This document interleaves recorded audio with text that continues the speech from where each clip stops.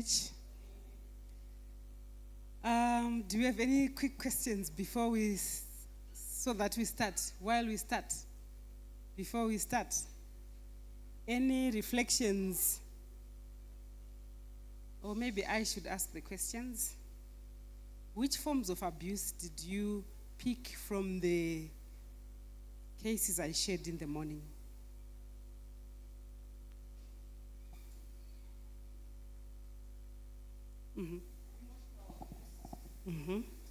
Emotional abuse, in which one?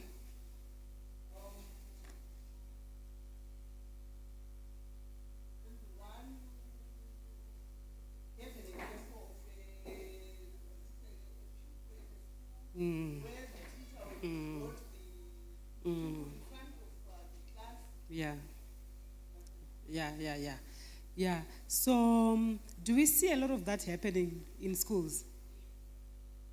Right? So it happens in schools, it happens even in our homes. Usually people want to embarrass. Someone who was talking to me during lunchtime was saying, we should have seminars for teachers. Because sometimes a child becomes the topical issue in the staff room. And sometimes a child gets nicknames and they are called by, whatever they might have happened, that they might have done. Or, So, okay, any other forms of abuse? Yes?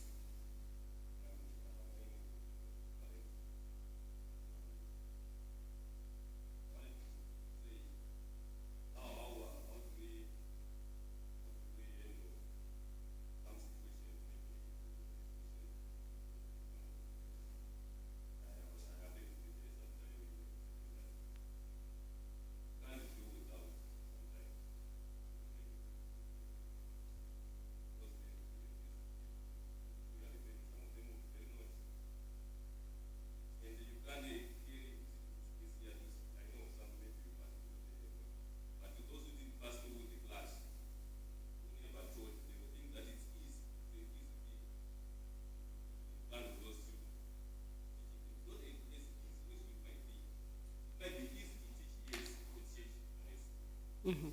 So some of the time you might call you in branch to try and dictate some, to follow your character, or to try and make you come back to your senses.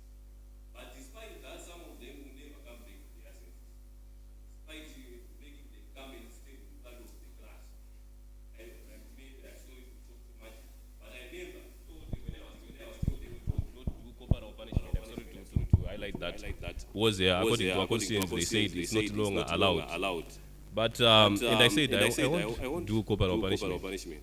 But I was later forced to do it, not by the headmaster or not by myself, but by the students.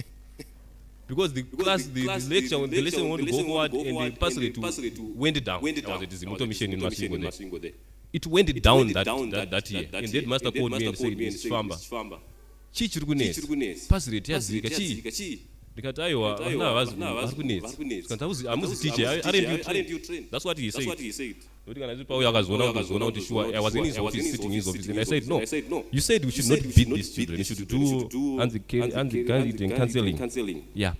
You should sit with them and talk to them nicely, do whatever they do. We should do. And I will be having a class of 60, and I will be maybe teaching the whole stream Form 4. And I am saying I should sit with each and every one of them who is not in my lesson, which is very impossible. And due to that, my percentage went down that year. Okay.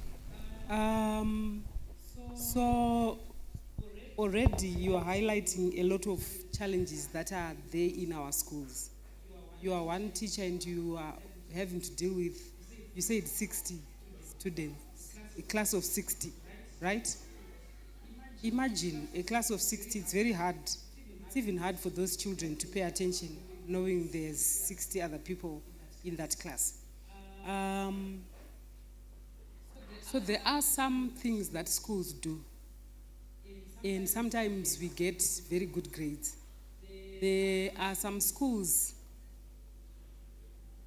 which bring in, there are some There are some people who pass through certain schools and they come in with specific conditions. Some schools which train children to want to be the best, not to be your best, but if you are number two, it's not good enough. So you'll find that you will get some people who have come from that background and throughout life they suffer. They don't measure life based on what they do. They want to compare themselves with other people. If they get 6 A's and 2 B's, but somebody else gets 8 A's, they are not happy. So there are some things that happen. Still, they are not well. Here is one young man who was brought in front, and it has ruined his entire life, right? And we don't have the stories for those young people who we have humiliated.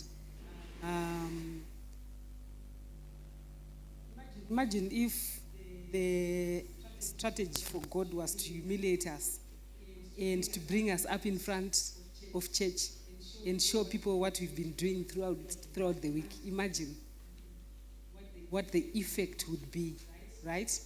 So some of the challenges that you have faced as a teacher are not of your own making. It's the system that lets us down, and we don't have enough resources to support the things that are supposed to happen. I quickly think of how when people are talking about marital conflict, how we are told that in the past our parents would not give up, they would stay for the children, right? And when you look back at the parents, hypertension, depression, and when you look back, it's not because they stayed for the children. Perhaps they did because they could not do anything for the children, right? Okay, so I am going to talk about the face of trauma. What does it look like? And just flesh out a little of the things that we spoke about in the morning. So usually, we said trauma is anything that threatens your dignity, your security, your sense of safety, your life, everything. So when that happens, maybe let's talk about some of the things that might bring trauma. What are some specific things that either you have gone through or that other people have gone through? That people go through. Death in the family. Death in the family. And so when death happens, usually we take care of the people who are close. If it's a father who has died, who do we usually take care of? The wife and the mother of the person. Who do we usually forget? The children. The children, right? Usually forget the children and even people who are close to that person.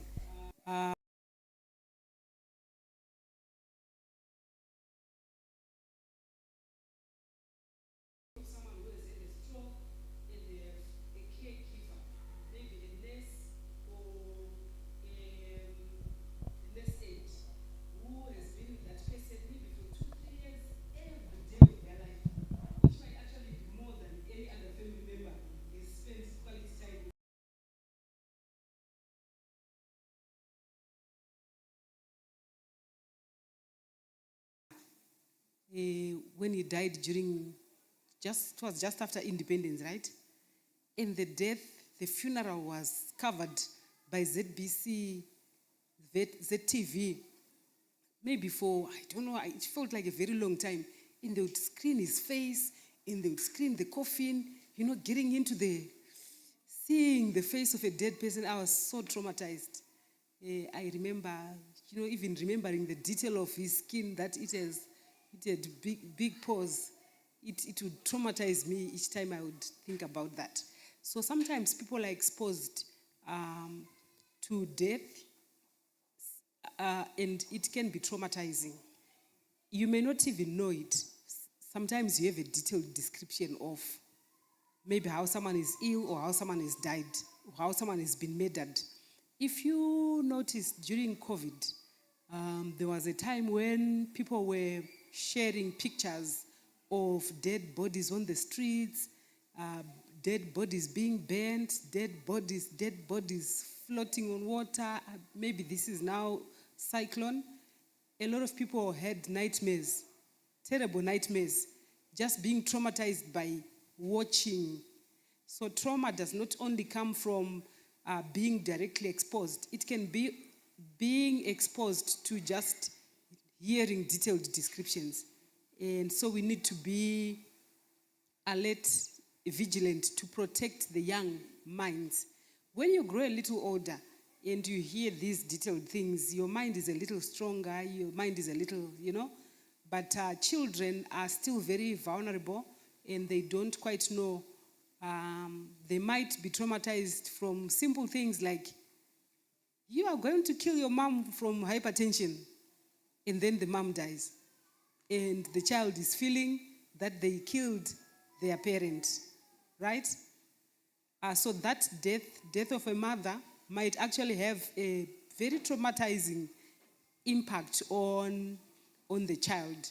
A lot of adults like to do that. Usually, it could be my brother shouting at my children. You want to kill my sister from what? From hypertension. And then when the sister dies, the children are feeling guilty. Yes.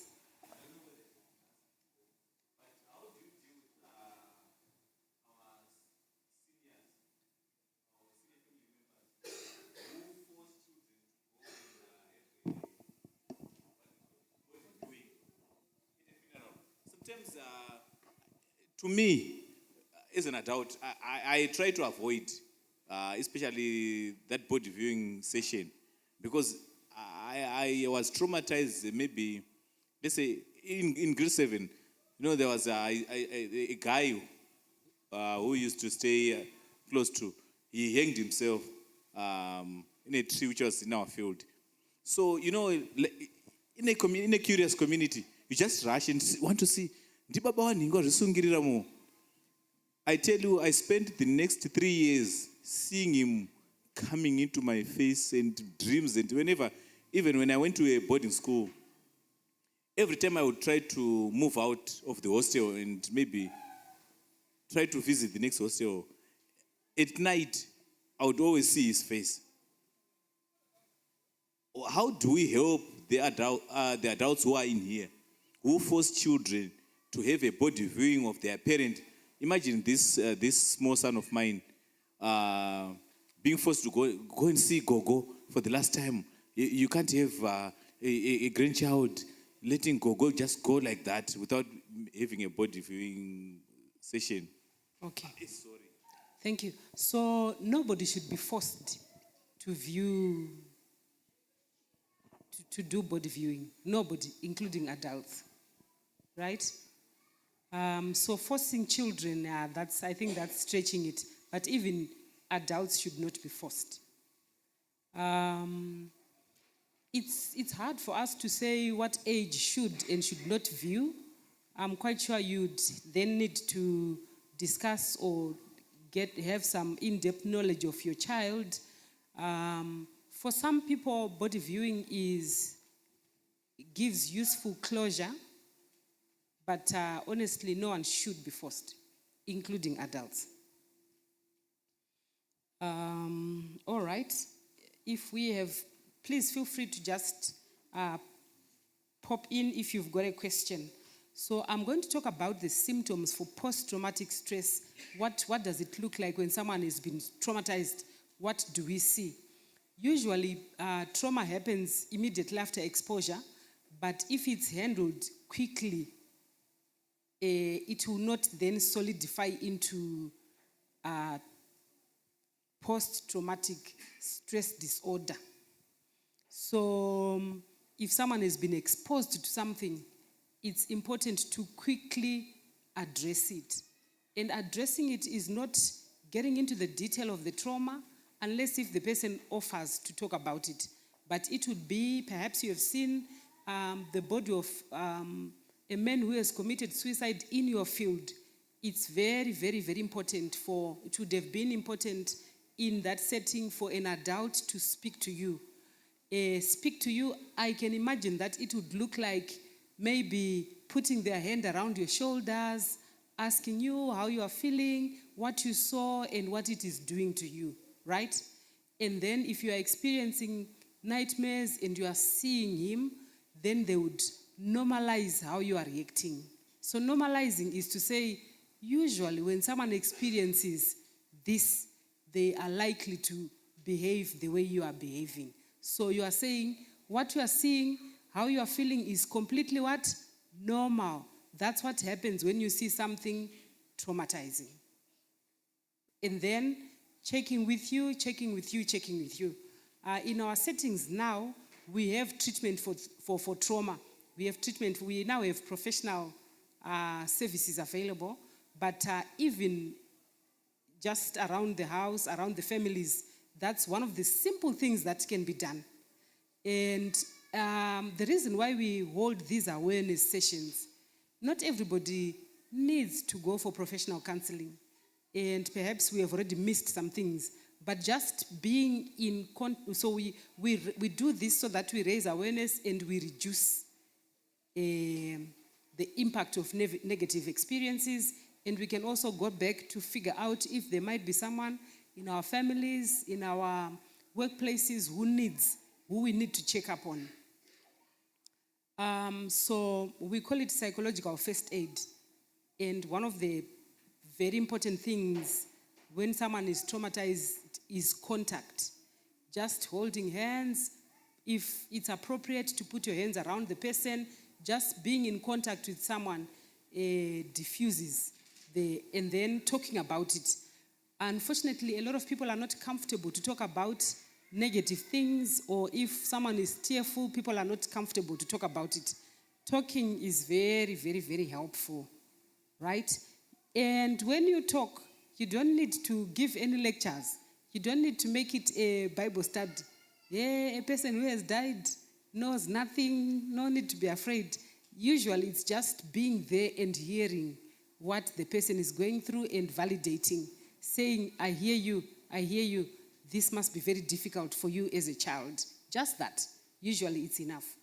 And not want to say to them, why are you feeling this way? But he's a dead man. Have you forgotten the state of the dead? Yeah, okay. So when trauma happens, so this can be trauma, it can be, so I wanted us to look at the different kinds of trauma first before we go to the symptoms. So she has mentioned emotional abuse. What does emotional abuse look like in other settings? Where we stay, the stories that we listen to, the stories that we see on social media, families, workplace, what does it look like? Can abuse happen in the workplace? What does it look like? Mm-hmm. Mm-hmm.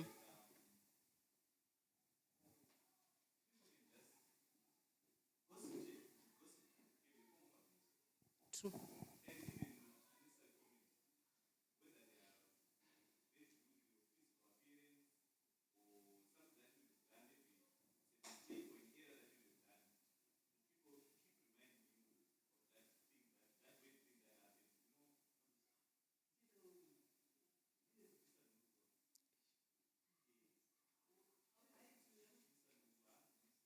Yeah.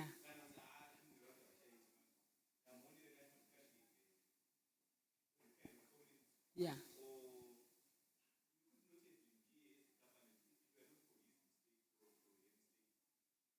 Okay, thank you very much. So perhaps you've messed up, or maybe you have not even. So someone asked last week, Kuti, what is it that we call gossip? And I liked the answer. Shanza Amakua is a true story being said in the wrong place. So whether it's true or it's not, if you are saying it in the wrong place, you are gossiping. right? Or whether you are saying, hey, ladies, let's pray. This world, my Michelle, it's already gossip. So it can happen in the workplace. There are some bosses or even subordinates who can be very toxic. I think some of the worst cases of abuse we've seen, people coming in after trying to commit suicide because, in the words of one person, the numbers are not adding up, and I cannot stand the bashing that's going to go on Monday in the board, right? Because there are some people who have stinging words in the board, who make you feel really bad. And it's no longer about the numbers, it's about you as a person. So abuse can be there in the workplace. There is a lot of sexual abuse, unfortunately, which goes undisclosed because people are hanging in there for their jobs. And then usually people find it very hard because the boss or whoever is abusive is very well connected and they are afraid that they cannot report anyway. I would like to quickly say about abuse. Usually, the abuser is not as powerful as they make you feel. Usually, the fear is bigger, right? It's the fear that is instilled in you and you cannot report. Because even a child is powerful if they reported any form of abuse. Do we agree? If someone says, yeah, I'm going to kill you, I'll kill your sister, I'll kill your mother, I'll kill everyone. If that child is empowered to be able to report, all that is nonsense, isn't it? Okay, so that's part of what we would like to strengthen. And strengthening it sometimes is being there for this child, being there, being available, listening and validating and not asking too many questions. The reason why a lot of people don't say, it's because maybe they've said something in the past and everyone says, this one lies. Everything he says, you have to listen with a pinch of salt. And then, so they will feel like, if I just say, they are going to say, you are a liar. I remember one adolescent who was she had become suicidal. And she said, when I shared with my mom what had happened, it had happened when she was 7. She says I was 6 or 7. And when I spoke to my mom, she says, isn't this, wasn't this triggered by how you dress, how I've been telling you to dress up properly? And so she was tearful and she was saying, I was only 6. And she's probably the one who was dressing me up, right? So sometimes you may not be saying that to your child. You might actually be commenting about someone. And your child listens to how you comment about certain stories. Usually as African parents, we say stuff to correct our children. Maybe we are reading a story about sexual abuse, and then we say, some of it is because of how people dress up. And so the child then fears to express themselves because they know you are going to blame it on them. Is that making sense? That we need to watch out how we comment even about other stories, sometimes carelessly, and your child, maybe they are even testing you to say, what do you think about this case? What do you think? What do you think? And if you are reckless in how you are commenting about it, then they might even say, oh, my friend, this is what happened to my friend. And then you comment recklessly. When in actual case, they are the friend. And they wanted to see how you react. All right. Any other forms of abuse? Yes, Mama. Physical abuse. You will.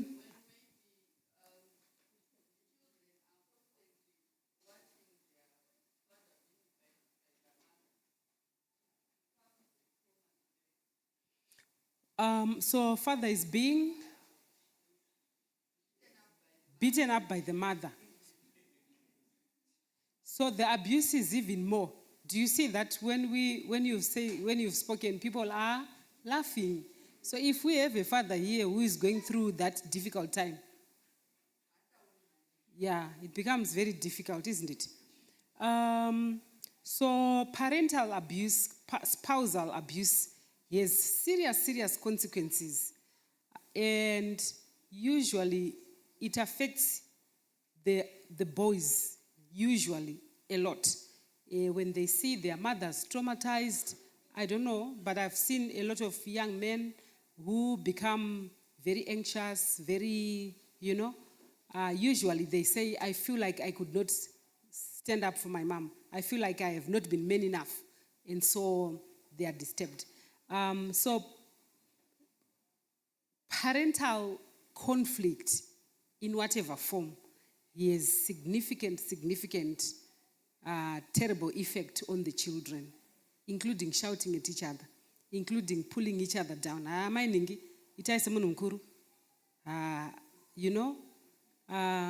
Yeah. Even if the other partner is messed up. How many of you still have their mothers alive?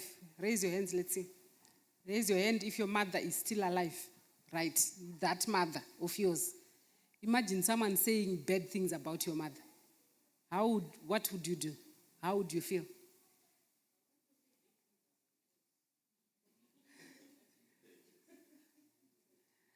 You also say bad things.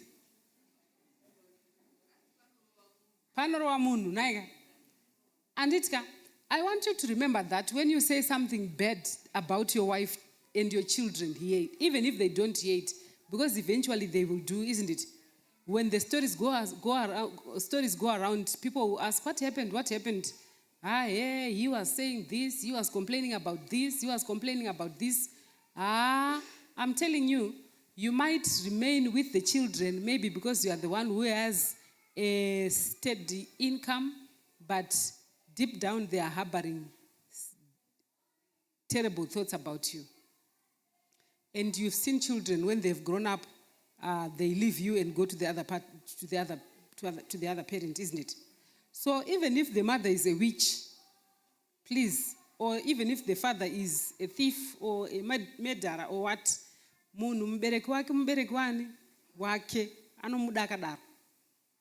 some children will turn around and say, Mama, why were you telling us about our father's issues? Why? Were you trying to turn us, against him? We are not saying he didn't do it, but he's our father and we don't need all that detail. We also want to continue respecting him. Those things have happened. Okay, so bashing each other is not helpful, especially if you care anything for those children. Yes. I think it's something that parents need to be told, that whatever is happening between the two of you has got nothing to do with us. And we don't forgive and we don't forget. Whatever nasty things you say about our father, we won't forget. And whatever thing you say about our mother, we won't forget. So both parties need to be told. I think we've got a lot of parents here. Whatever is happening between the two of you, let it end between the two of you, because that's the reason why I think some other time we had someone telling me, I would rather invite my mother to where I stay overseas than to invite my father. That's why it's very easy even for some children to invite the mother to Europe and stay with their kids for 7 months and leaving the father at home. They won't tell you openly that the reason why we are leaving you there is because of the things that our mother told us about you 5 years ago, like the Kung Fu movies would do. But your father did this to us 50 years ago. Now we've come to revenge. Yeah. Some of the traumas that these fathers are feeling today are a result of what they were told by their mothers. That's why it's easy to invite a mother to stay with you and leave the father to suffer alone for 6 months in the rural areas there. Okay. So I totally agree with you that whatever happens should stay at the parental level, right? But some children have also seen their mothers suffering. And they are saying, you did not have money to buy, to pay rent or to feed us. And you endured, under the hands of this man. Now we can take care of you. You get it? When I was, I think about 42, I got a call from my mom. It was 2 a.m. in the morning. And because she has heart problems, hypertension, etc., I thought, oh my goodness, she's unwell again. And when she called, and I answered at 2 a.m., she said, I'm out in the streets. Your father has chased me out. Wait, you're out in the streets at 2 a.m.? What's happening? One of my father's children, many children, he had showed up, and he said, and so my mom said, no, you can't bring this one here. You know the trauma that I faced when you were refusing that you were going out with your mother, and you made me suffer. Now you want to bring her in my house. You want me to be looking at her every day, and she's this old. I'm supposed to be parenting an older child. Please, why should you traumatize me like that? And he said, well, it's you are free to choose. I am an elder in the church, and I like to give women their choices. Either you stay with this child here, or you go if you can't stay with her. Imagine. That's when I realized, wait a minute. So he said, because this is my house. So my mother had been sweeping that house for 42 years to be told that she has no house. Somebody else can just come, and if she's not happy, she can leave the house. So what do you think? How do you think I feel about my mother and my father? If I go to the US, what do you think I'm going to do? Give her a home, at least, where she knows she's not going to wake up and be chased out in the night. I then started looking at these people to try and figure out what's happening, because now I was a little older. And I noticed that I was born, and then the following year, another boy was born from somewhere else. And my sister who comes after me, they had to be called twin 1 and twin 2. Hear me. Saka, in my mind, I'm thinking, wait a minute. So my mom got married, and in the second year, she was already chasing after other women, right? Did she ever enjoy life? No honeymoon phase, nothing. Because if this boy is a year younger than me, pregnancy is 9 months, so it means it left a very bad taste in my mouth to see what she had gone through over the years. Does that make sense? So sometimes children will step back and they'll start putting 2 and 2 together, and they will make their own conclusions, and they listen to you making announcements. Some of them leave church. We see a lot of young people saying, I would like to tell you that for all the young people that I've seen who have turned gay and lesbian, there is conflict at home, and they have been sexually molested.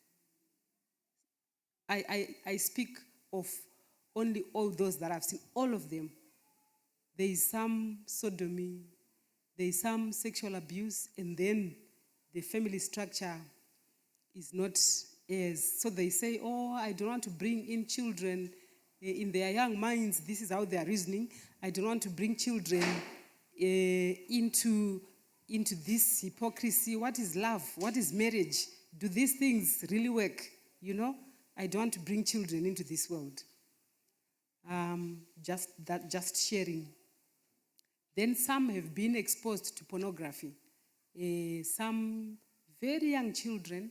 So pornography is very addictive, like super, super addictive. The brain actually gets hacked. and it's no longer functioning. Brain structures get changed, like I mentioned in the morning. Some children, when you then speak to them, they will tell you, oh, I saw this from my mom's phone. I saw this from my dad's laptop. That's when I started seeing these sites.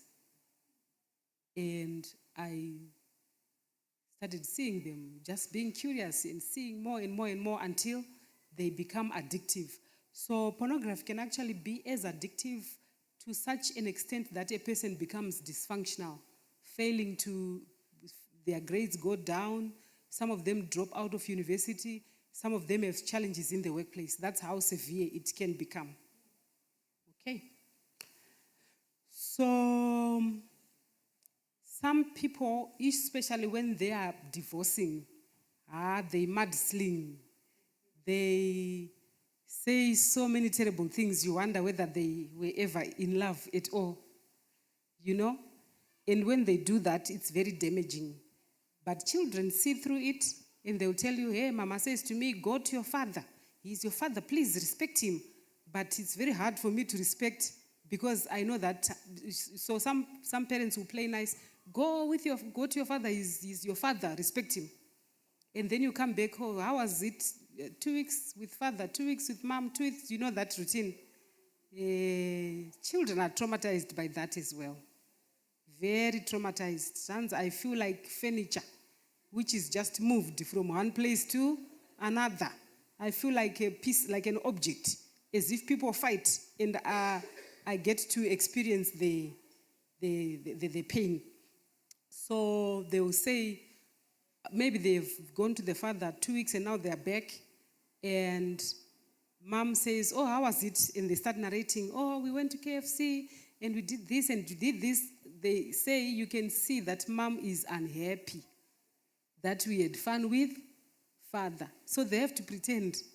So some of these children have become very good actors and actresses. How was it?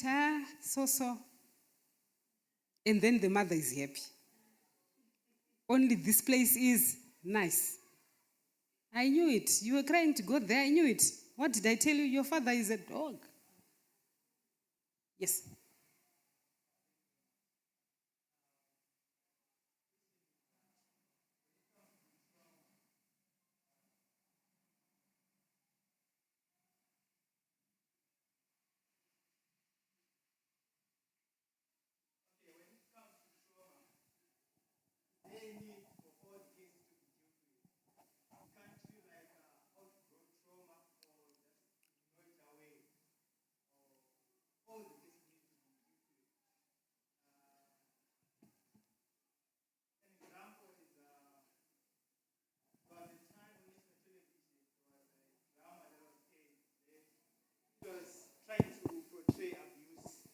There was a man, we had 2 children, girls, and he was abusing those children.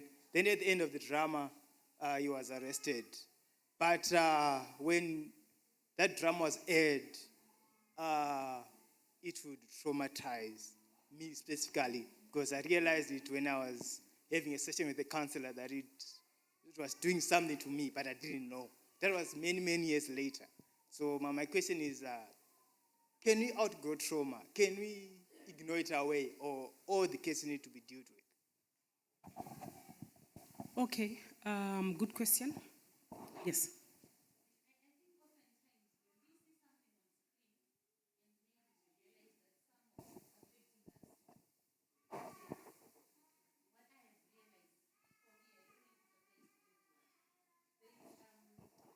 That was aired on Netflix.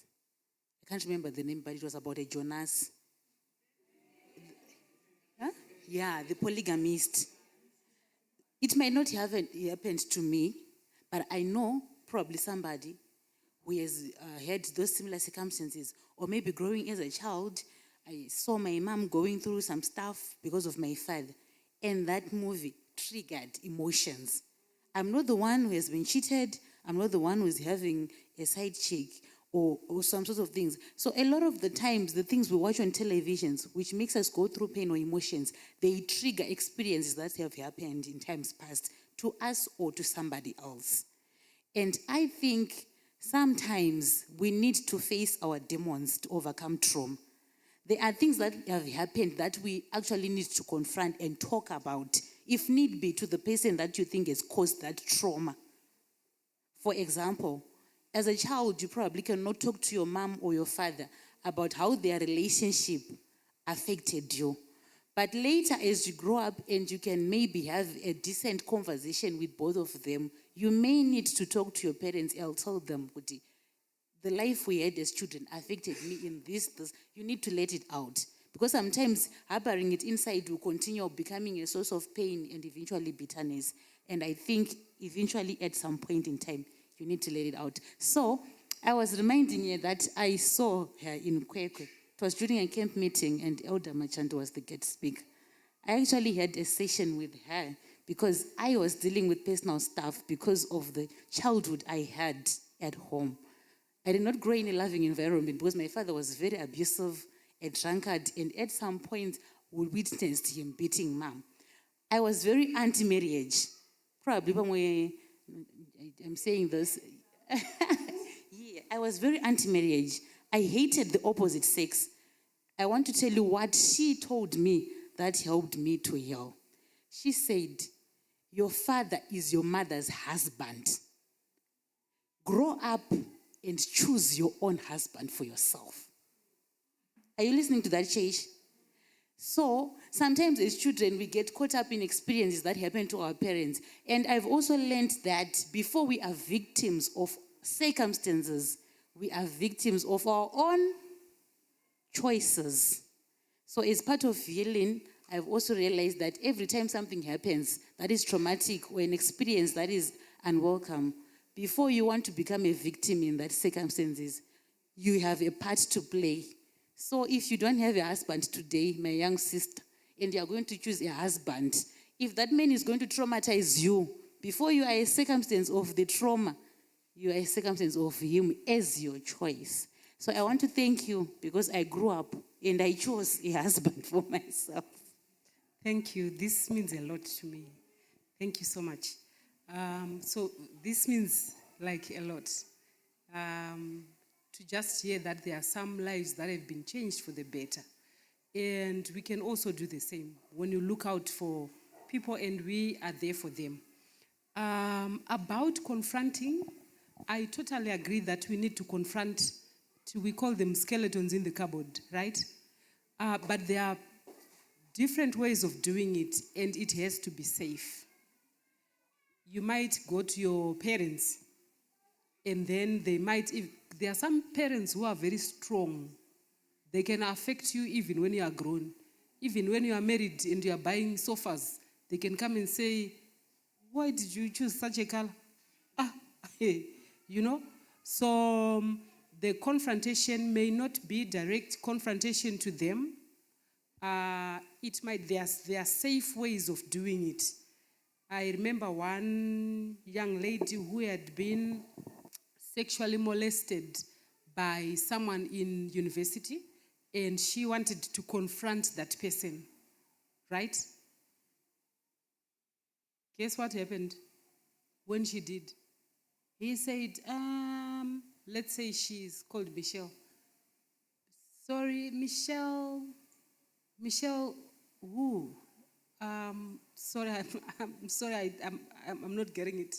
What's the spelling? What's your surname? Like, which class were you in? I don't remember.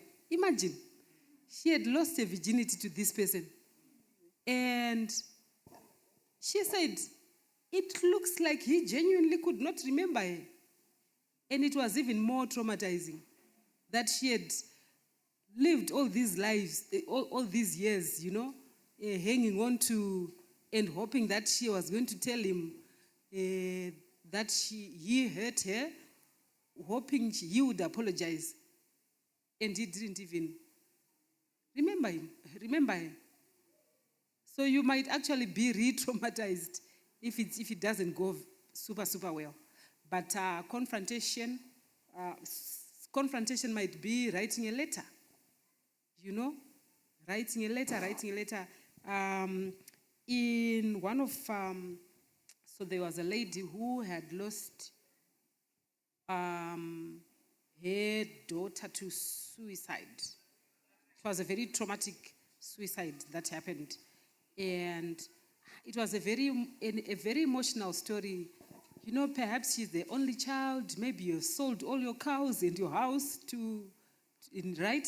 And then she says, oh, please, get rid of everything. I'm going to take you in and we live together. And then she dies, leaving so much debt, living without a job, without a life, without a house, right?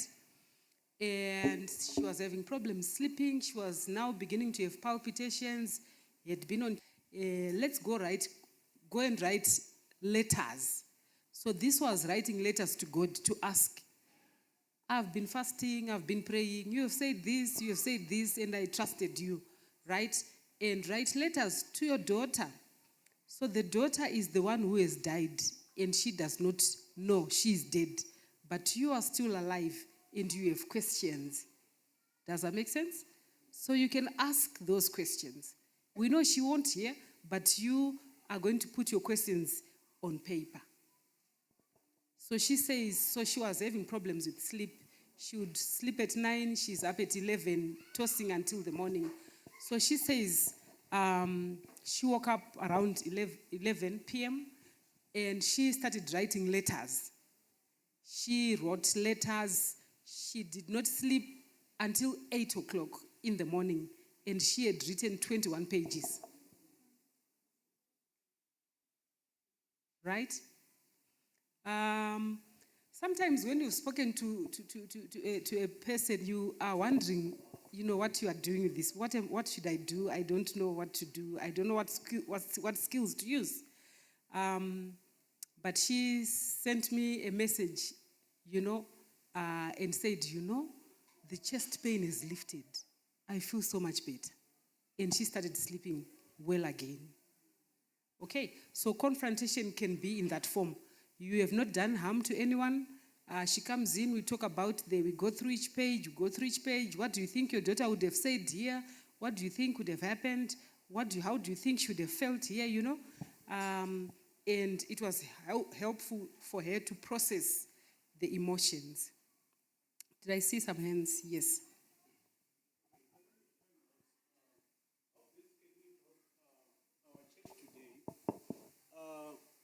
I'm seeing so many cases whereby women are being killed almost every day, every weekend. Of late, we've got an issue in Harare where this Adventist killed his own wife. They were both Adventists. But the church comes in with a verse to say God hates divorce. And they keep on abusing these two, saying, I know, remain together for the sake of your kids, for the sake of the community, the church, and etc., etc. Isn't that abuse as well? But I think we need to, like we said, we need to end it. We've got men in here who are abusing their wives. We've got wives who are also abusing their men. Can't we end it now? How are we going to end this? This is a question to church to say, okay, the church is also contributing because the Bible says God hates divorce. But there are cases whereby it has gone to an extreme, whereby these two, they can never be together. But for the sake of the community, for the sake of the church, and for the sake of the world, how should we address that issue? Thank you. Okay. Thank you. The church is here. Speak for yourself. Yeah, that's very important. It's very, very important. If I was speaking to young people, I would say what she said, when you are choosing your partner, you should never stay in a relationship because you are staying for children. Because even God does not acknowledge that as staying in a marriage. Does that make sense? Or when you are staying in a relationship because you can't pay your own rent, or because you can't feed yourself and the children. So if I was talking to young people, that's the one thing I would tell them to. Please make sure that you stay in a relationship for love and for vows, not because you need someone to take care of you. That's how I think we can end it now from young generations. For those who are in and they are being beaten because they've nothing to do. I'm not sure what to do.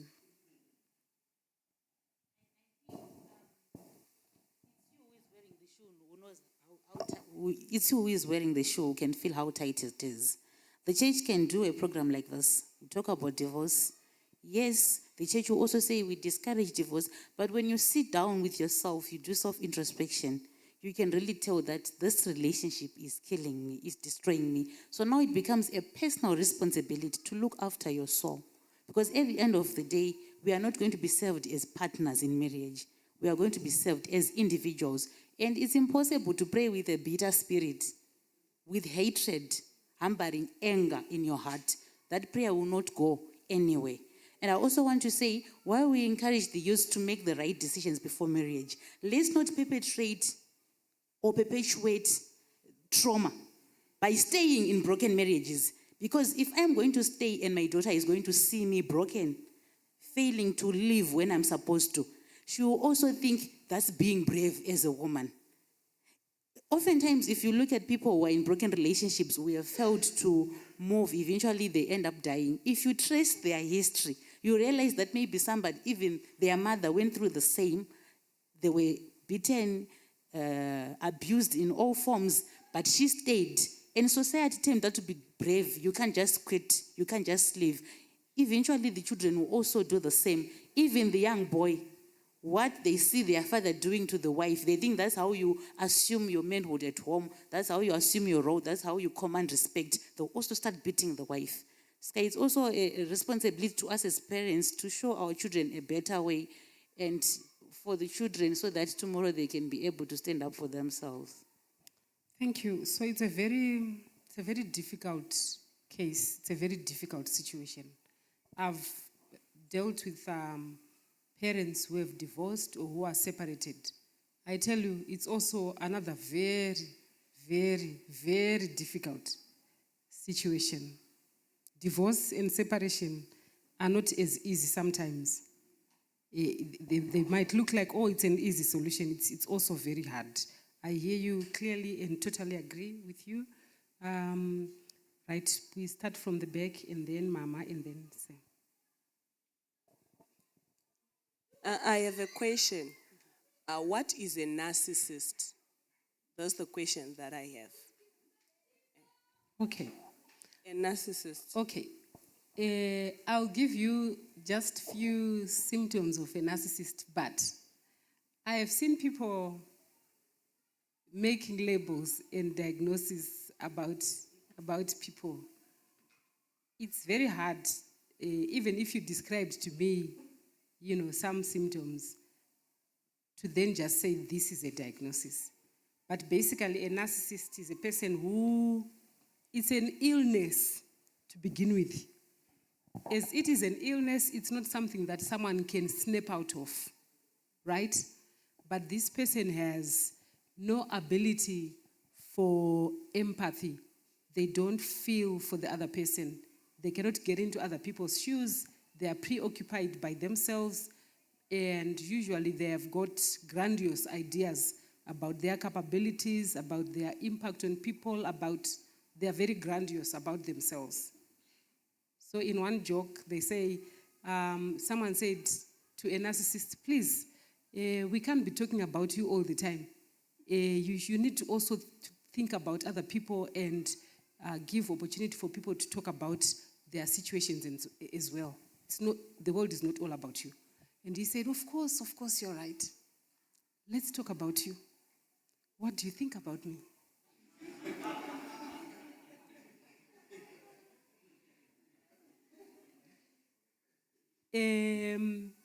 You said earlier, can a person not snap out of trauma? So let me share with you a little bit about how trauma changes the brain. If in this room right now,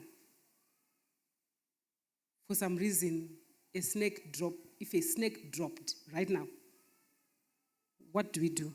Do we ask the deacons, please come to the back? Let's discuss.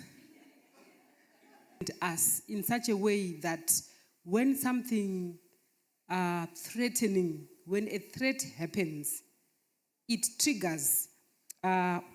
If we wanted to discuss camp meeting or Pathfinder camp, the brain holds executive meetings using the prefrontal cortex, this part of the brain, which is responsible for decision-making, judgment, problem-solving, right? So the brain will have a meeting to discuss camp, etc. But if a snake falls, that pathway is, so let's discuss camp. What if there are snakes? Let's make sure that our tents are zipped throughout the time.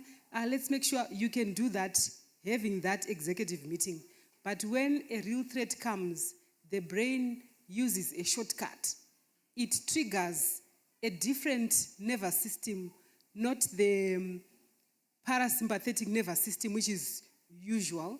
It will trigger the sympathetic nervous system. I guess it was even named like that because it is sympathetic to your safety. And you will do things that you would not normally do.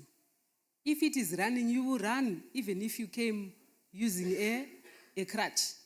Have you seen after an accident, maybe someone had broken bones, but you learn that they actually pulled themselves off the accident scene, such that when the car burst into flames, they were now at a safe distance. And you're wondering, how did you even pull yourself? Because this person has broken bones. So God does it in such a way that he numbs pain, a lot of adrenaline, etc. is pumped in, and you are able to do some things that you would not normally do. It's called a response to trauma, a response to a threat. So if you stay in that threat response mode for a long time, the brain does what it is used to do. It will do that which it is used to do automatically. When you wake up and you are bathing, for example, do you decide whether to start with the left arm or the right leg? Do you decide how, if you are dressing up, to start with a shirt or with your underwear or what? You do these things without what? Without thinking. It's because you've been doing them over and over. If you drive, you don't even think of indicating. If we only know that your body is now automatic, your brain is automatic when you get maybe a different car, which maybe swipes where you are supposed to be indicating, and for a couple of days you'll be swiping instead of what? Indicating, right? Is that clear? We used to stay along where we are staying now. It's a bit further than that place, but we pass through the same road. And for a couple of weeks, even months, I would indicate and turn. And then, right?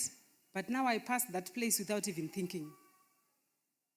So our bodies, our brains are designed like that. If you are in the threat mode for a long time, you will then use it as your default mode. So someone who is in default mode, they have to rewire their brain. Sometimes it might resolve if you maybe go through a different kind of environment which is more supportive, etc.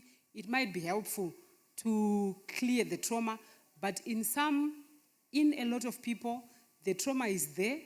It's like a node that is not, like a blood clot that is not resolved. And usually, your default mode is to refer to that one.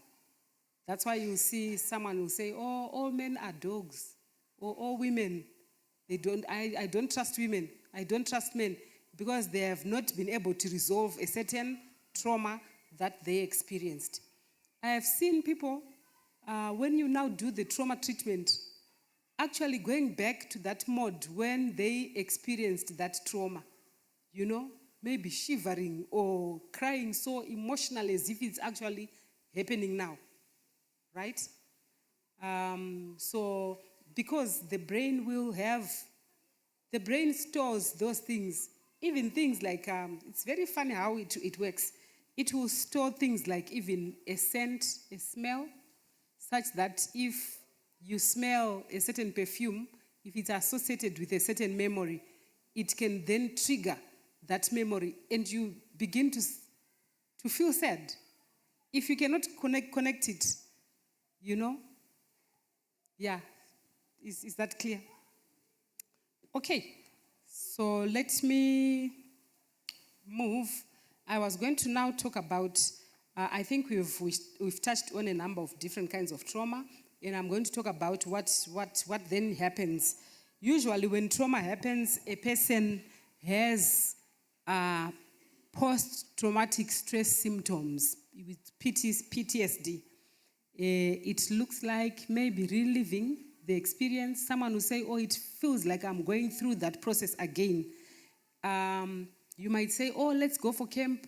I have one young lady who was saying, I don't want to hear anything South Africa, even a singing group, even a flight written South Africa, anything. It triggers very bad memories in me, right? Unfortunately, if this is left for a long time, it solidifies. And then you find it very hard to ever engage in anything that traumatized you. So reliving or recurring thoughts about the experience, they will be coming questions. Should I have said this? Should I have not? Should I have responded this way? You just ruminate. It's just thoughts that trouble your mind. Usually they are intrusive. You don't want to think about it, but the thoughts come. If maybe the person is called George and someone says, do you want to do geography? Oh my goodness. Yeah. So the thoughts are intrusive. Then on behavior, people become hyper-vigilant. So I gave you the example of a snake, right? If a snake passes by, let's say you are sitting there and a snake passes, how do you think a snake feels? Do you think it feels warm or cold? Cold, right? If it passed by and you didn't realize it's a snake, you can feel there's something cold, right? And then you see it there. What happens to your leg? You begin to become very sensitive of the cold, and it triggers that threat system. You might jump, you might, right? What happens if something else that's cold just brushes your leg a little bit? Right? You react, isn't it? If you're walking in the grass and you maybe brushed your leg, brushed by, I don't know, you got in contact with a snake, if a grass touches you, you are likely to be jumpy. So usually, our brains begin to think like that if it happens for a long time. And that has to be corrected. There are some people who have to be, the brain has to be rewired for you to realize that, no, that was a snake, yes. You are here now, this is just grass. It's not a snake. It takes a lot of, it might take proper trauma treatment for someone to go through that, but perhaps you stay at a place for a long enough time to then realize that, no, this place is now safe, there are no snakes. Okay? Then some people will withdraw from usual activities. They will withdraw their energies, they will withdraw their trust, they withdraw, and some people will avoid. So take note of this, avoidance. I've seen people who, I don't drive. Why? Because she had an accident 7 years ago and someone died while she was driving. So now she doesn't drive. It means she has not been able to recover from that trauma. So people who avoid places, they will avoid situations, they will avoid people, they will avoid many things that are associated with that trauma. I suppose when our people used to say, hey, gumbo rangu iri hausi kuzomboriona ikokoko. Perhaps that's part of what they wanted to say. So if you find that you avoid someone, you avoid certain topics, you avoid places, you avoid situations, it could be because your trauma is not resolved. Okay. A certain lady who was sexually abused says, so it was happening, so the way she recalls it, she was coming because she was having problems at the workplace in a completely different continent, right?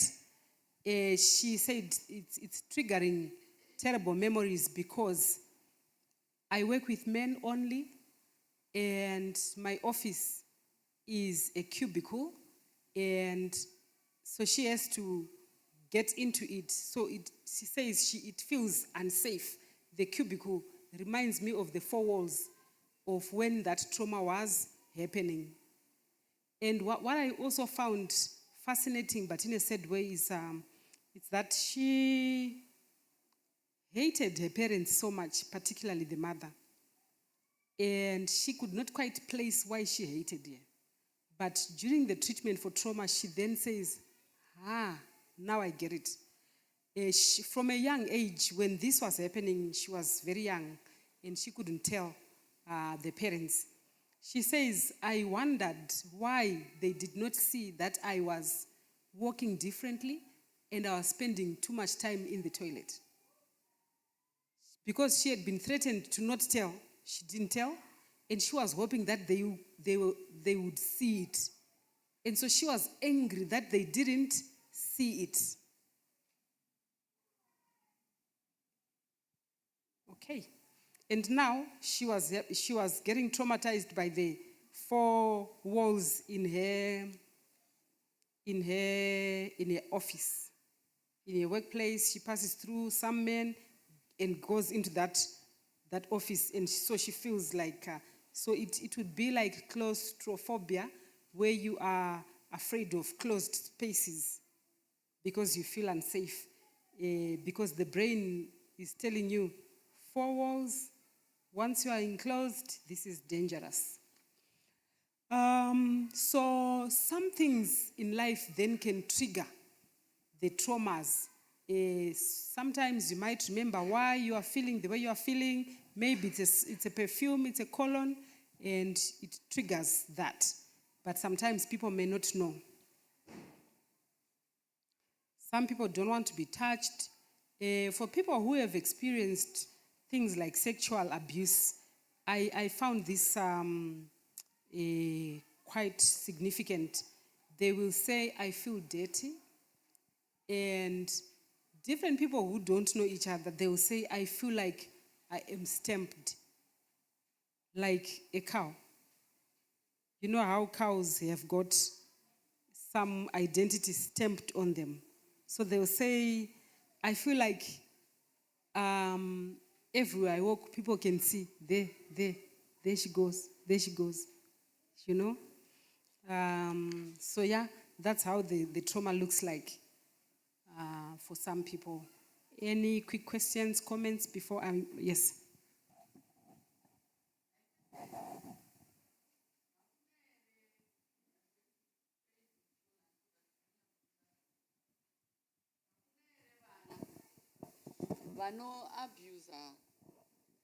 Hakuna ere vana vano abuser maparents avo, especially vana mai. Vana vano abuser vana mai to the extent yekuti mai anotozo guma akutorwadziwa kana kuti akutorwara because of abuse iri kuitwa nemwana kana kuti nevana. And then to come back again to varume vano abuswa nemadzimai. Variko varume vari kurohwa nemadzimai. I live in a high density area. And you can actually see murume mukuru achimhanya murodi akapfeka chikabanga, mukadzi achidzingirira mumasure kuda kurohwa baba. Saka variko, it might not be in our immediate circles, But then varume vari in our immediate circles, kana mudzimai achitaura something kana kuti achikumbira something and iwewe baba uramba wakanyarara. Kunyarara, quietness can also be an abuse. Just keeping quiet is also an abuse, because then I start wondering kuti murume uyu ari kundinzwa here, haasi kunzwa zvandiri kutaura here, haasi kufilawo here zvandiri kuita. But then iye anongonyarara, not knowing kuti ari kutoabusa kana kuti iye ndiye ari kutoabuswa. Okay, so that's very true. Kuti munhu akataura iwe wonyarara, zvanzi, it makes you feel like you are not important. What you are saying does not matter. And usually munhu anopedzisira asaita sei, asataure, havasi vamacouples chete, even maparents. Mwana anouya otaura chinhu, vabereki voramba vakaita sei, kana kuti vanoti tichachiadresa, asi vozorega kana kuchiita sei futi kuchiadresa. Mwana oramba akanyarara. Vana silent treatment, unoita kunge uri kutaura wega. Saka you are right. That's some of the things. Do you know kuti usually munhu kana ane zvinhu zviri kumunetsa kana kuti ane chii, sometimes just validation, kungoti ndakunzwa, hanza ndaane mhinduro, but I hear what you are saying. That might actually be good enough. There are some things that don't even need a solution. Asi kungonzwikwa, you feel important, you feel respected. Vanhu vanorova varume vavo variko chaizvo. And I think impact yachona inonyanya because murume haana kwekutaura. And iri rutori dambudziko. Usually madzimai acho anobva ava provocative. Anokutokonya kusvika masvika ipapapo. Saka zvinhu zvinoda kutsvagirwa rubatsiro. Kuona kuti munhu wabatsirwa sei. Maybe within my relatives kana vachinzwisisa, but kana vachizoti iwe ungarohwe nomukadzi kureva kuti havasi kutodii, havasi kutonzwisisa. Vamwe varume vanorohwa, umwe aitoti inini I was never trained to lay my hand on a woman. Saka mukadzi atoziva kuti murume uyu haaita sei, haarovi, kana kuti pamwe elder, pamwe ndii, you know. Saka that's also not, that's a problem. Vana vanoabhusa vabereki variko chaizvo. Ivo vamuri kureva vekuti uri kutaura naye haapinduri kana kuti ari kuramba achitoita musikanzwa. Manje mazuva ano nemadrugs zvatonyanyisa. Kana vave madrugs tototi musatomboita henyu makwikwi naye. Naika, because kana maakutaura nembanje kana kuti cocaine, you can be killed. You know, some of the children will say, I don't even care, and they will call you by your first name, and they will tell you, I will kill you, and I will kill myself. And they can do it. So don't stand there and say, are you sure? 9 months is sure taking care of you. You are no longer talking to your child. Please be safe. I must emphasize this. Be safe. Don't try to reason with drugs. Don't try to preach to drugs. Are we together? Otherwise, you'll be killed for real. So we face the challenge that you are saying. There are children now who know that the law says they should not be beaten. And I know that in the Western countries, they really struggle with children who know that if they are beaten, they'll go and report to social welfare. And you are afraid of losing them. You know, so it's a real challenge. I saw on social media one young man saying, I'm going to do what I want because I know what is on the title deeds. I also own this house. Yes, and I'm not going to live here. I'm not going to live. I own this house. I saw the papers.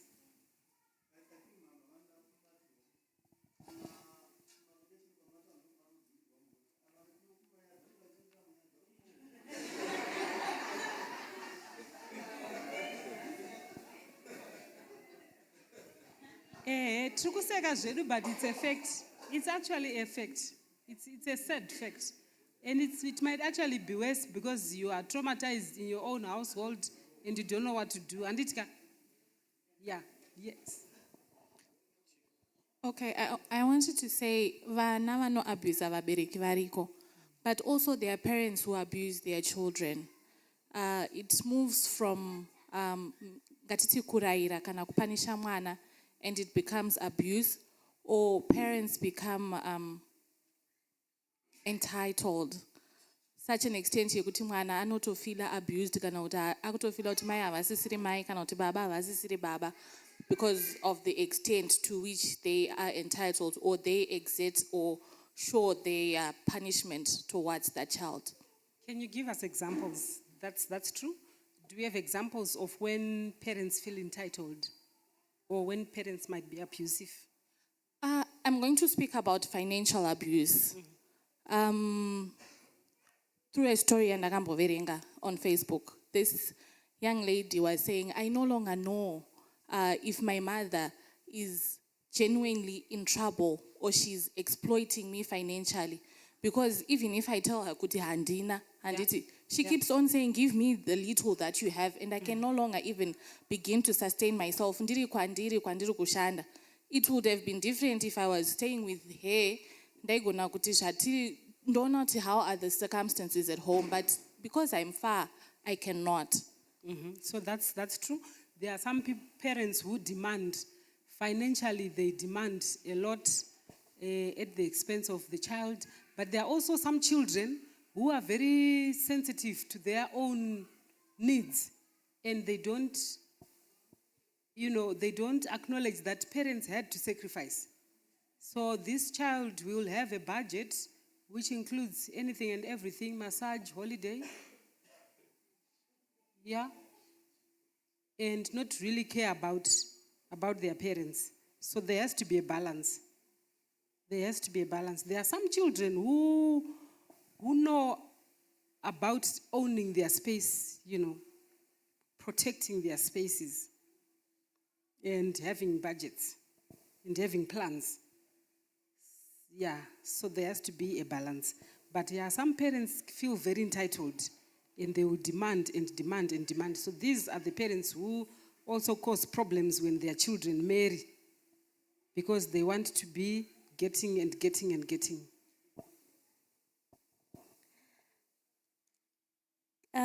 Does neglect trigger PTSD or a trauma? Okay, let's talk about what it looks like. This person who is going through neglect, what does it look like? The father or a mother leaves their children anyway. Okay, so definitely leaving your children anyway. So it's leaving your children anyway, that's one example. Some parents, when they fight and they separate or they divorce or they never get married, one parent can say, you will never see the children, and they hold the children hostage against the other parent. And then some parents will never look out for their children, and children grow up feeling unwanted, feeling unimportant, because they never have a relationship with that parent. So no matter what explanation you give, oh, your mother didn't want, oh, your mother was blocking me, that's very harmful, unfortunately, because the child's mind cannot interpret it at a mature level. In some cases, there's nothing to interpret. You've got a child and you spend a year, a month, weeks without talking to that child. What are we trying to do? Or even making promises. Or I'll speak to you at your birthday. And then the birthday comes, calls, the father makes empty promises. Usually, I find that with the fathers a lot. Empty promises. With mothers, they are usually guilty of withdrawing access to the other partner. That is super, super harmful. Yeah, she cannot go to the high density areas where people fight in the streets. If that person is their father and that's where they stay, they should get access to their father. You already made the wrong choice, right? They should have access to their father. If there's sometimes people come, hey, I want you to write a report so that I protect my children from him. Because he does this. If what he does is not harmful to the children, he should have access to the children, unless you can prove that the children are in danger. So not taking care of your children, not paying their fees, not contributing to their food or their clothing is abuse. No matter what reason you have. Even if you are poor, you need to at least bring maputi, which costs 10 cents. And mothers, please don't let your anger separate children from their parents. You have access to your parents, don't deny access to the others. Yeah, from what I'm getting, it seems like we are in abuse. Well, it seems like the abuse is rampant. Or maybe it's because of the lens which you are using, which might make one to deem something which is not abuse as abuse. Because but because of the lens, might say, you are abusing me. Why am I saying so? Even as you are doing the lesson, like you are conducting it, simply by delaying to pick my hand, I might say, you are abusing me. Because the lens which I already have is abuse. So I would like to submit that I think abuse is rampant, yes. But I think also we have to change the lenses which we will be using. When there is no love, I think everything which you do, trying to impress the person which you think you love, when she no longer loves you, it might seem like abuse because of the lens. I think so. Yeah, helping us. Why am I saying so? Sorry, pane dokumenta mashure. I'm sorry to highlight. Shinzi mnano vitari kufira vana vake. Ansanda nyokura anguzwe kudaro. But because I am a male, ndine vamwe vadzadzi dzingange dziri makazini satakamboita hatitauredu mazita. Unotoenda uchida undomuti shamwari unofa. Haumubvise. I don't know why. People are not abused, or I think they stay longer in marriages than those who are not abused. I think maybe abuse need to do I don't know. Because you try by all means. No. My sister, my cousin, you can't proceed with this person. You'll be killed. You will die with what he is doing to you. But you find that person will later label you as somebody who wanted to varambane, as somebody who I don't know, but semuna akashata. At the same time, you were the one who was trying to what you are doing. You are looking for the best for her, not for you. You are not going to benefit anyway, or to be damaged, or to get injured by what they were doing in their house. So I just thought of highlighting that as well. That those who are abused, it's not like they are staying for children. Not all of them. So do you have your points written down so that I respond to that before I forget? It's okay. You've got. Saka, you need to realize this about a person who is in an abusive relationship. They will isolate you from people who can speak sense to you. You want to go to that uncle, he's young, what does he know about marriage? He's also divorced. He is single. He is, what does he know? Right? And then they also make it about you. You see, now you are making me beat you. Do you see what you're doing? Why do you bring the worst out of me? So they will make you feel guilty, and you discard all branches that could help you. You no longer want to speak to the uncle. He is saying that to you, but he is there with his wife, and you are busy listening to him. And these people usually don't want any counsel. They don't want to go for counseling because what can they learn? Who does not have problems? Why would you want to go and tell your problems to another person? So you find that they will isolate you, they will make you feel bad, they will change how you think of situations. And when we come, we will also say, akaparadza imba yani yake, it's as if you physically did something about the relationship. Or akatadza kuchengetedza. And so the truth is that person's thinking is not clear. They actually need help. But usually, they are like a person who is drowning. When you are going to save someone who's drowning, when they are still beating about and they are trying to save themselves, sometimes you might drown both of you. It's a very delicate situation, but sometimes people come to their senses. I've seen people coming to their senses and saying, come to think of it, and they are putting 2 and 2 together, and they are finding their feet, and they can be brave enough to confront situations. But before that, abuse damages a person. It damages your esteem. I'm going out, do you see? I'm going out with people who are more interesting. Yeah, when I come to this house, it's like a court. I don't feel happy in this house anymore. I don't love you anymore because of you, what you do to me.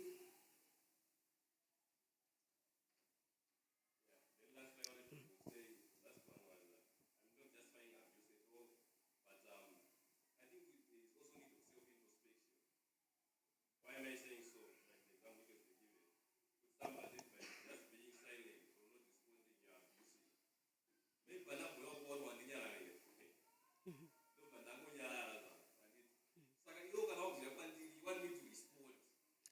Okay, saka tiri kutobvumirana apa. Ndizvo ka? Tiri kutobvumirana kuti kunyarara hakuna kuita sei? Yeah, but now why am I saying so? Kana zvangu mukadzi it seems like we are up. Because one nyarara I was okay. I just remained silent. I just said it's okay. Okay. Then when it comes to your side now, I'm not saying that's what happened, but when it comes to I am silent, I'm not saying but those not so wait can be silent.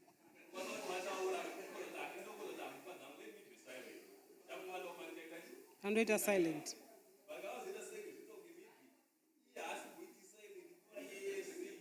Saka, thank you. Munhu wese tati silence inoita sei? Inorwadza. Whether you are a woman or a man, it's not nice to be silent. It's painful. Anditika, silent treatment haina kunaka. You had said the lenses. Do you want to clarify that a little bit? The lenses that we are using.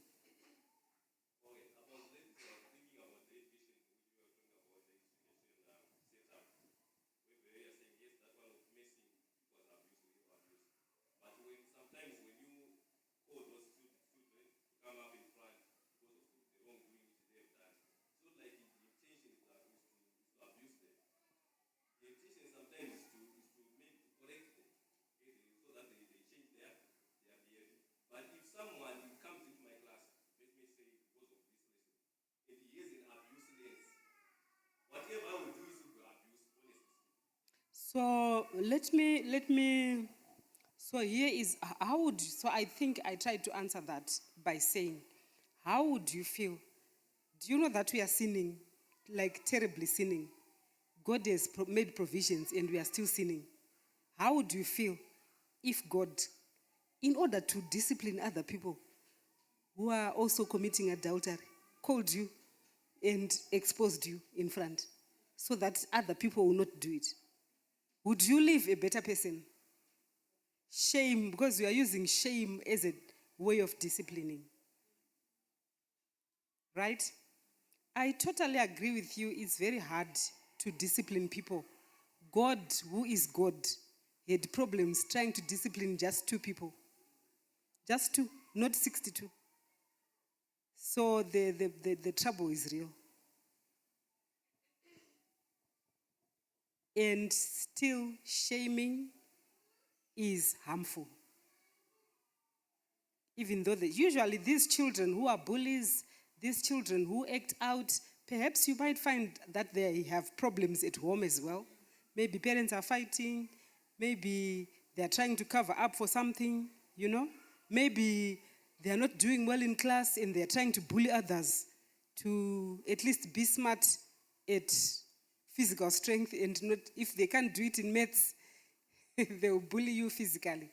So, but it's hard then to have a one-on-one, and we don't know that it's going to be a solution because God, with 2 children in the garden, which was very well resourced, the children, and when they messed up, did they not turn around and blame him? You get it? So what we are going through, God went through it. Did he turn around and expose them? Come, let me show others so that they can learn from you. Maybe sometimes it does, but yes. Okay, I have 2 points to make. The first one is that personally I've just realized that abusing people, the topic of abuse is not mostly about intentions. I want to address this point because there are things which has been said today, and personally I think back and I say, oh, so I was abusive then. I was abusive, but not intentionally. I didn't think it was going to hit the way it did, and that's the first thing. So we need to put more effort not to abuse people than we need to abuse people. We can just abuse people without even realizing. Then the second point is that, correct me if I'm wrong, you said that trauma is more like a lamp that is not dissolved, right? So it's your brain that is stuck to that problem which it has not resolved, right? So for me, there's this trick which I used and I think it worked. I hope it did. Whenever I have a problem with someone, whenever there's a person, right? I try as much as possible to do good to them. Since you said, Guti, our brains react to things that usually happen. So if I feel a scent of a perfume and that scent is associated with abuse, my brain triggers abuse, right? So if giving or loving someone is associated with the people that you are close to or the people that do not traumatize you, I hope and I believe that it can also work to trick the brain until it understands, it clears the problem with the person. I don't know if it works. You are the doctor here. Okay, so someone is traumatizing you and you love them instead of reacting negatively. Uh-huh. Mm. So I'm saying I do good to them, maybe buy them gifts, until I'm convinced with that. Am I going to really have a problem with this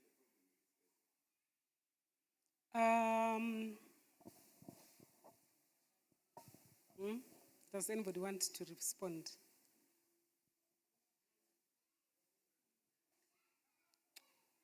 Mine is a question. Okay, so maybe let's finish this one. So some things really depend on how big the issue is.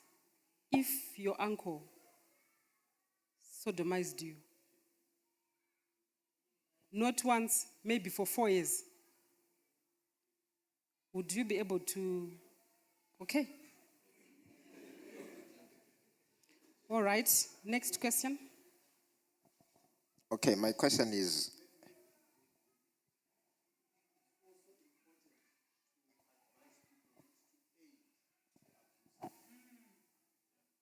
to try and not aid the abuser and think that you are resolving. It might then resurface at a later stage as even a bigger problem because you used the wrong tools to try and deal with it. So sometimes you need to be very careful where you draw the line to say, yeah.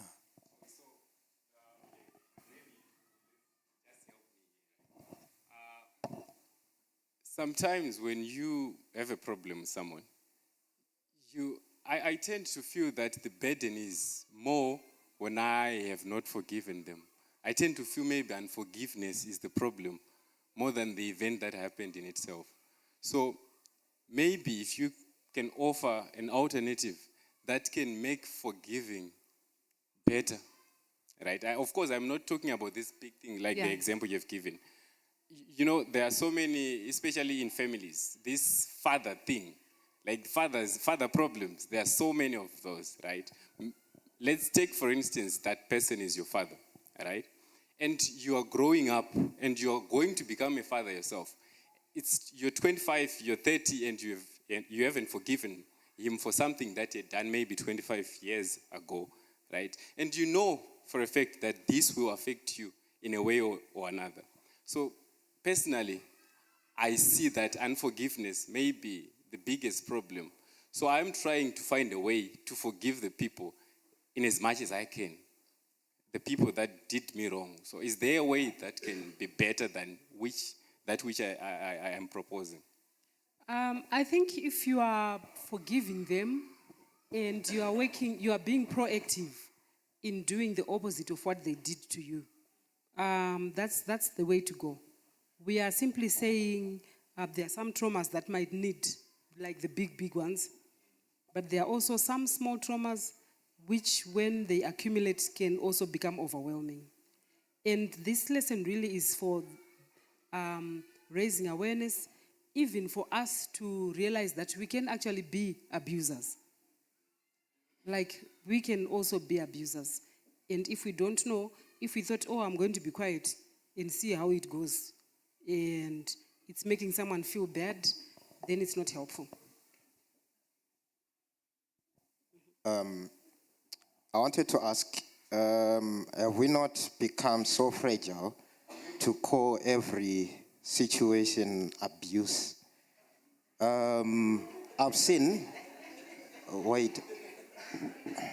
Don't abuse him by laughing. All right. The thing is, it seems like I've seen so many families, friendships, relationships being broken just because somebody felt bad, or there was some bad feeling in that association. Where am I coming from? I think some of the situations we should contain. There's some situations that we can contain and not let them traumatize us. You might call a trauma something that, to me, it's okay. To me, it's something normal. I'm associating with you normally, and then to you it's an abuse, and you take it to a level of a trauma. Do you have an example of that? Okay. What can I give as an example? All right. I'm looking at a father who's working somewhere, and as a father, you're the provider of the family. Right? You have to provide for your children who are going to school. You have to provide for your wife according to the Bible. And then some silly thing happens at work, and you come home saying, I'm leaving job because there is trauma at work. You're not even thinking of who are you going to affect. You're going to affect 5 children who are going to school. They'll stop going to school just because you can't provide. Your wife wants a beautiful life. Though, yeah, you rob them that beautiful life because of something small that you could have contained. Okay. James chapter 1, verse 2 says, brethren, count it all joy when you meet various trials. When you meet what? Various trials. Yes, verse 12, it says, blessed is the man that endures trials, for when he stood the test, will receive the crown of life. So, I think, yes, I believe in trauma, it's a bad thing, but we also need to draw lines. Let's not call everything abuse, because we'll end up having broken families unnecessary. Going back to what my brother said, family marriage you should live. The only 2 things that were said in the Bible that can cause a marriage to break, it says that it's if it is not for unchastity, then it's abuse. You're going to be killed. You're being beaten.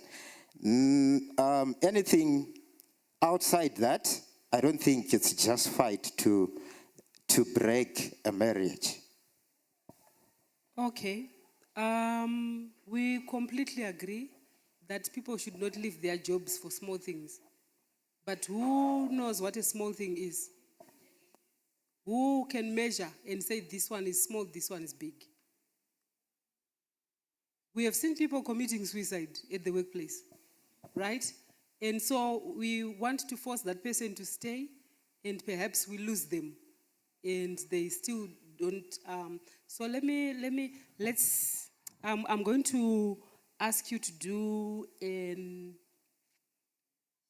let's just do a quick exercise. Do you have something light, like the mic?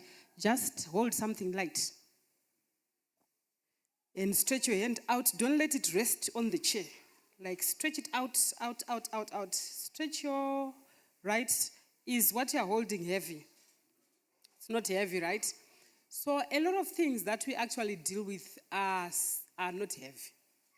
A lot of things, right? They are light. Is it heavy already? A lot of things are not as heavy. There are things that we should normally be able to deal with. Assuming that we don't have any baggage that we are carrying already, right? Usually, we are actually carrying some stuff on a hand that has been broken already. Perhaps you've got a childhood that has been traumatized by certain things, and you've been incapacitated. Madam, what's happening? So some things which might seem small, if they are there for a very long time, they can be overwhelming.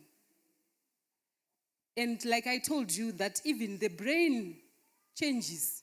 Brain structures will change. Brain function will change. And the way you interpret things will be basing on their threat mode.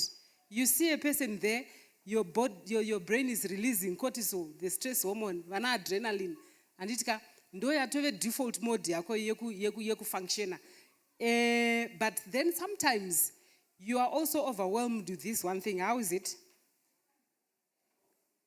How is it? So imagine you are already strained. If we added 10 more phones, you can break down. So for us to make conclusions about someone's situation without knowing, that's why I said to you, I cannot say this person is narcissistic without getting a clear clinical, family, educational, occupational background to really understand what's happening with someone. And it does not mean that, okay, I'll give you an example of what might be termed abuse, and maybe that example might work for you. You said someone is going to work, Arushanda, trying to feed the family, and they come back home, and then the children are saying, oh, my father is not there for me at all. He's always away.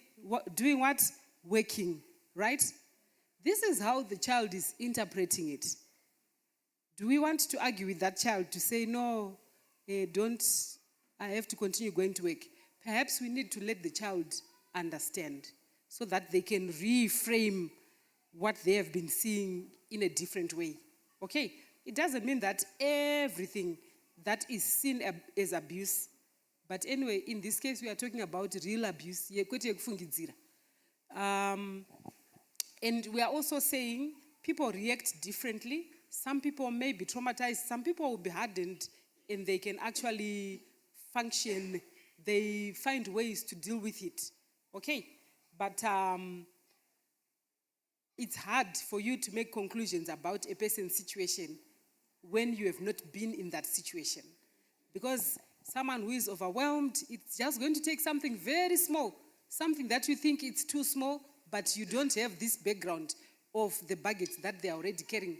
When I say baggage, we are talking about their background. We are talking about how they interpret situations. We are talking about the support system or lack of it, and many other things. Mm-hmm. Sorry, maybe I'm being too talkative. No. It's okay. I'm not judging, or I'm not saying if you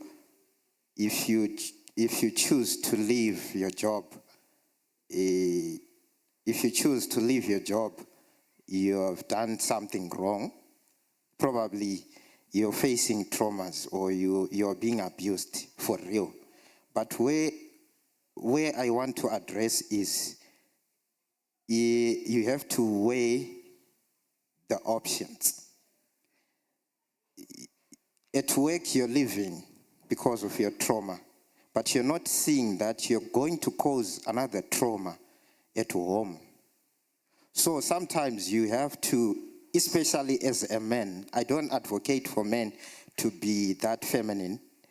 They have to be strong enough and stand for their families. You cannot protect yourself and expose your woman and your child.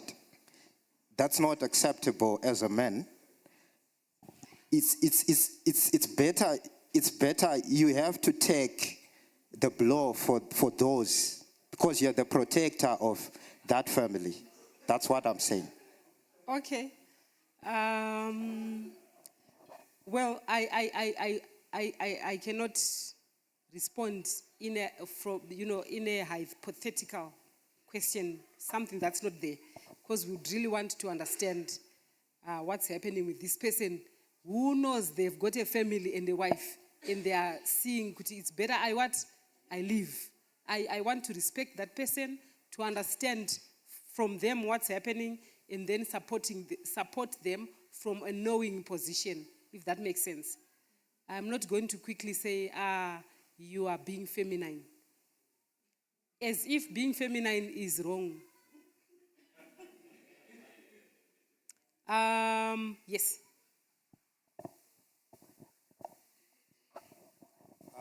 So I've got two things, probably just to add on what he said. So, our culture, we got this thing. I guess that's the reason why he used the word feminine.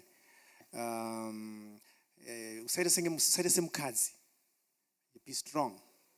I guess that's probably what he's trying to address.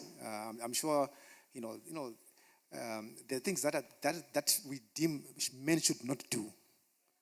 And probably maybe women can be expected to do, maybe crying, I don't know, all these showing emotions or something like that.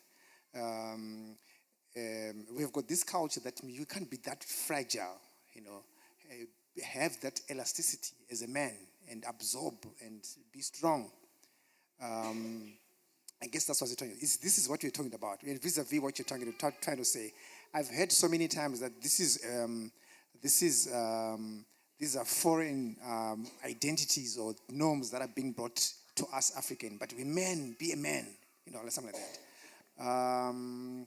That's number one. Number two, how do we deal with that? The question is, how do we deal with that in the context of what you are teaching us and what you're learning in terms of about abuse and all these things, to draw the line that even a man cannot take this long, something like that. Number two, what's the can you try to help us? This Stockholm syndrome in the under abuse, where the abused tend to sympathize and becomes more attached to the abuser. How does that function? How does that work out from a scientific perspective in terms of that? Those are my two questions and contributions. Okay. So Stockholm syndrome is when, in Shona, they would say, kwadzinorowa matumbu, ndo kwadzinoita sei, kwadzinomhanyira. So a person will actually, it's as if they thrive in that abusive relationship. They don't want to leave. And I think I sort of tried to explain the mechanism. Sometimes the abuser, let's say, so it might look like, nobody understands me. Now I've got a violent temper, but at least you've been there for me. You understand me even better than my parents. I know I mess up, I beat you sometimes, but it's also because of what you trigger in me. When you know that I'm vulnerable and you do that to me. So this person feels like a saint, and people might say, yes, 3 women have gone. You have stayed the longest. And they will stay there feeling like a savior. So there's a lot of blackmail involved. there's a lot of crushing of the core of that person until they feel like, or they might even be told, you come back, go, you come back. And this time I'm not even coming to pick you. You come back here by yourself, begging, and they will come back. So usually the person is crushed, and their reasoning is crushed. They are no longer functional, and they feel like they can function better. And some people will say, better the devil, I know. You know? Yeah. Yes. All right. I've got a question. My question is, can one who is being overburdened with duties, responsibilities, and obligations as a child by maybe adults, parents, or situations, can that be considered as abuse?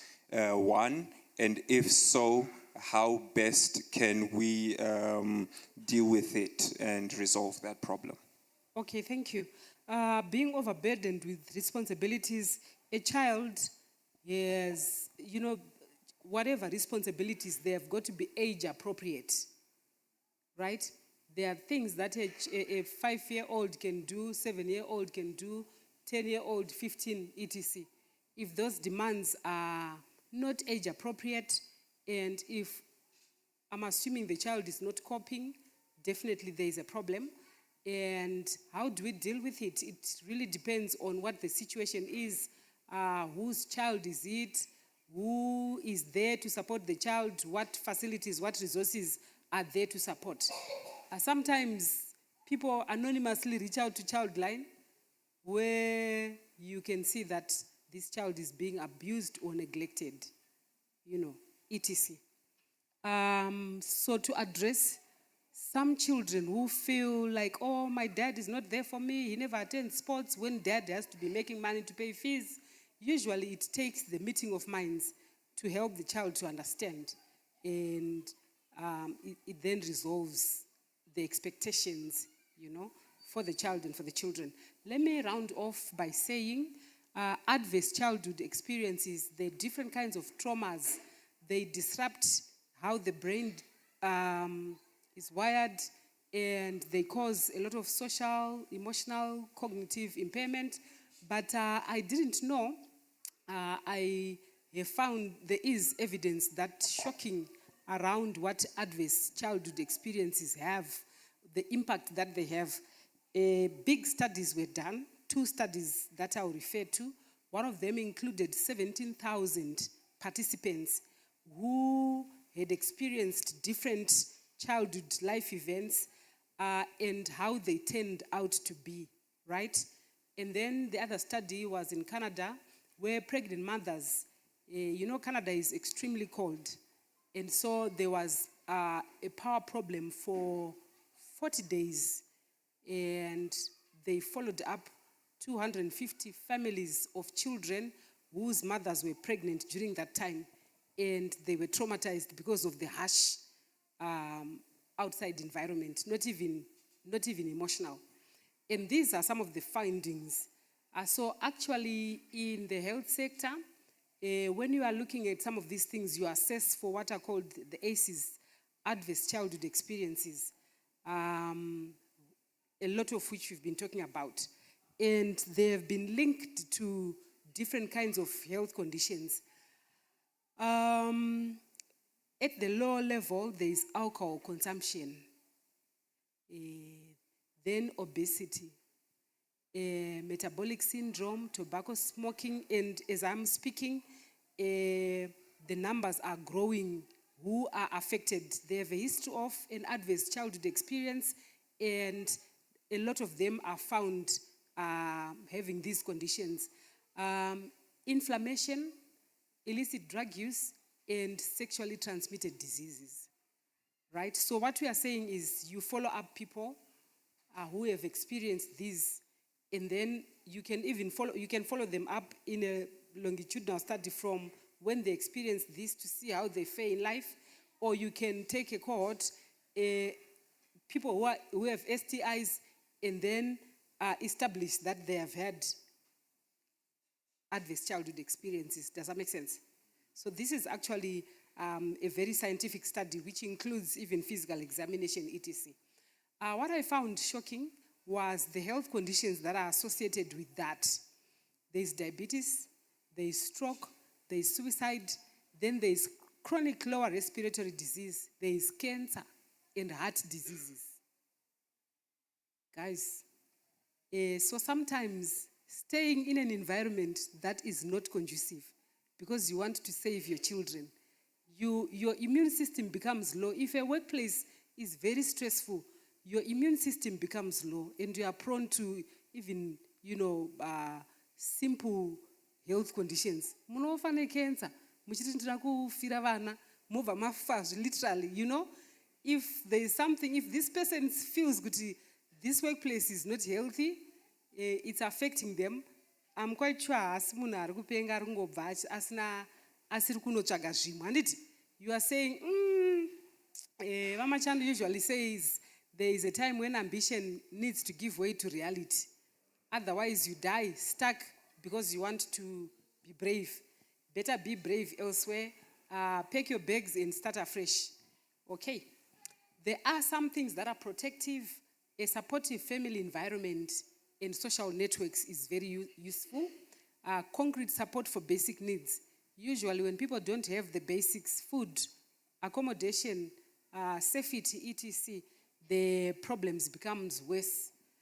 Stable family relationships, household rules are also very useful. Pamba tinodya nguvai, tinorara nguvai, tinosvika pamba nguvai.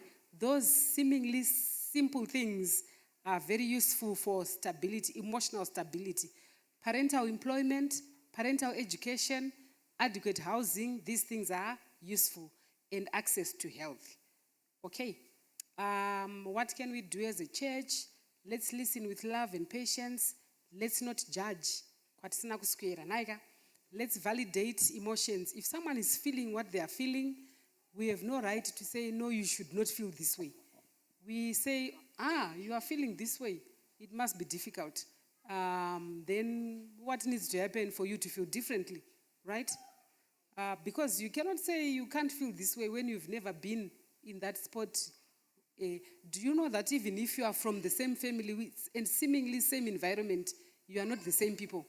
When I was born, I'm a firstborn. My parents are beginning to try to parent. But when my sister is born and we are now 4, they have some kind of experience. They have even their relationship has also changed. So even in the same family, you are not the same people. Okay, so validating is important. Avoid harsh punishment. This is not say avoid punishment. But it should not humiliate, but it should be there. Predictable routines. If you do this, this is what will happen. If you do this, this is what will happen. Seek help when needed. As a church, let's create safe spaces where people can maybe have a focal person to say if you have these kind of problems, you can go to this one. That's helpful. Okay, and let's try to look beyond the behavior. A person leaving their workplace, it doesn't mean they are being weak. Let's try to see, kuti chii chambokonzeresa? Kuti munhu achizoita sei? Abve pabasa. What might this person be going through? What might they need right now? How can I respond? Look beyond, love deeper, help to heal. When a child discloses, listen calmly and believe. Our number one is to believe. We are not saying, what were you wearing? What did you say to him? What part did you play? Do not interrogate or promise secrecy. Reassure and say you did the right thing to tell me, to share. Thanks for sharing this with me. And make sure that you also align with the laws of the land. There are some things that we cannot keep to ourselves, which become a crime, right? If sexual abuse or some kind of abuse is happening, we cannot say as a church, oh, come, tell me, I will not tell anyone, because or maybe someone is at risk. It's beyond us. Okay. I am going to end by sharing with you something that you can do to make yourself feel happy We've been talking about many negative things, but I said the brain might be wired in a way that's not positive. Guess what? You can rewire the brain, and these are some of the things that you can do. There is a chemical called dopamine. It's the reward chemical. You feel good when you do certain things and the brain releases dopamine. One of them is to make a to-do list. When you tick, tick, tick, and you complete a task, the brain gets to know that you have accomplished and you receive a feel-good chemical called dopamine. Saka musangomuka moita mabasa mazhinji, tikati waitei, even iwe hauchazivi kuti waitei, ndandiri busy, uchiitei, but kana wanga une to-do list unenge wakatika. Hani munoona kuti vanhu vakapedza chikoro they graduate. Graduation is symbolic of a completed task. So make sure that you have somewhere where you can register completing tasks. Self-care releases dopamine. Celebrating little wins. Celebrate when you've achieved. It releases dopamine. Then there's serotonin, which is a mood stabilizer. Being in the sunshine when the sun is not too harsh in the morning or in the evening. Exposure to the sun, walking in nature, running, swimming, cycling, all those things are helpful. Then there are endorphins, your painkillers. Even when you are unwell, do activities, walk, you feel better. Even when your feet, legs are, your joints are painful, exercise makes you feel better. Some things that bring endorphins, laughter, watching comedies, spending time with someone who is interesting, someone who asks difficult questions and you can laugh, it brings about endorphins. Dark chocolate is also useful. Lastly, there is oxytocin. It's the love hormone. So oxytocin is the hormone that's released when a mother is about to give birth. Lots of it, it's released, but lots of it is released when a mother is about to give birth. And you find that when a mother hugs a baby, when the baby is suckling, when they hold, when they look, when they have eye contact, when they kiss, when they cuddle, a lot of oxytocin is released. But guess what? It is also released when you touch, when you hold hands, and when you give a compliment. So when you give someone a compliment, you receive happiness chemical called oxytocin. Ndizoka. So, and all the amazing work that the young man has been doing with the technology there. And it's well done, young men. You definitely go a long way by this diligent work that you are doing. Ndauya ndisina connector yepanapa vamanya-manya. Tikatosvika zvinhu zvatovechi zvatorongeka. And I so much loved the music. I enjoyed it. Manzwa mamchivanzwa vasikana vane mazwi acho ndi vari kuashandisa zvakanyatsonaka. Ndizvoka? Vamachando munogara makangochena. You know, each time you wear black and white or blue and white, munyatsobuda so. Kunyatsonoti munhu aita sei? Abuda. So I would like, when you are in the habit of seeing something positive in people, your brain releases oxytocin. And when you do it, people begin to look for things to compliment you back. Ukave munhu anongoti, that hairstyle, yeah. If you are complaining, people also unknowingly look for things to criticize in you. So if you want to create happy vibes, give compliments, be in the habit of seeing good. Even in the West, a person who is abusing drugs, who is shouting, who is calling you by your first name and coming home late, say to them, you know what, Sonny, I'm very happy. At least you remember to come home. Please go into your bedroom. Sonny, I like that you match. I know we have problems, but you know, when you dress up, I see you dress up very carefully. And I like the color combinations. I like the way you organize shoes. Search hard for positive things. When you do, there is studies that have been done. And there is what is called the rule of 10 to 1. Before you give one criticism, look for 10 positive things to give to that person. When you do it often, before you get to number 10 of positive things, usually the one thing that you want them to change will have changed. Try it. And then lastly, for men who want to be strong, let's learn from Jesus. Jesus worked with how many people? 12 disciples. And when he was distressed, what did he do? He called for 3 of his disciples to please come and what? And help me. So don't be stronger than Jesus. Please get help. May the Lord bless you. Dandakanganwa. Turn to the person beside Bako.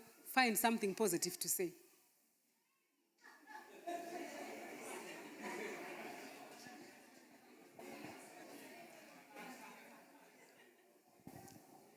Thank you. Thank you,